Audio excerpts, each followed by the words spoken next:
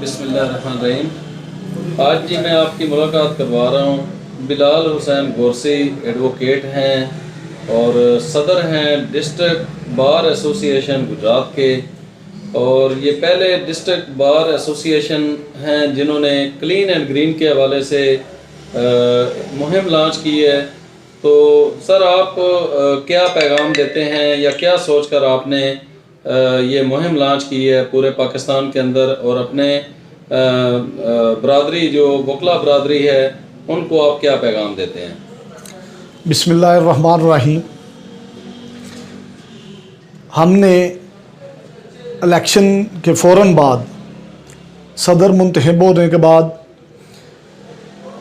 22 जनवरी 2020 को clean and green मुहिम का ज़िला कचहरी गुजरात से आगाज़ किया है, और उसमें हमने अपनी मदद आपके तहत शजरकारी और एक क्लीन कचहरी के नाम से मुहिम शुरू की।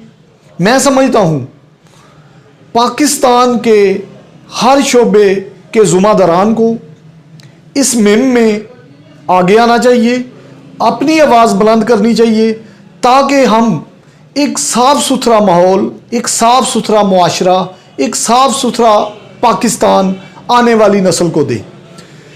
ग्रीनरी मैं समझता हूँ पाकिस्तान में इसकी अशद ज़रूरत है, क्योंकि हमारे यहाँ पोल्यूशन बहुत ज़्यादा है, जिसके लिए पौधे लगाना अज़ हद ज़रूरी है।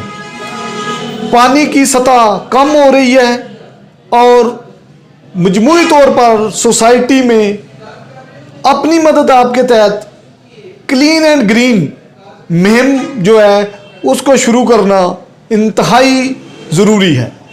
और मैं हर तबके से मोअज़्ज़ज़ लोगों को ये पैगाम देना चाहूँगा कि वो आगे आएँ और बढ़ चढ़कर क्लीन एंड ग्रीन मुहिम में हिस्सा लें।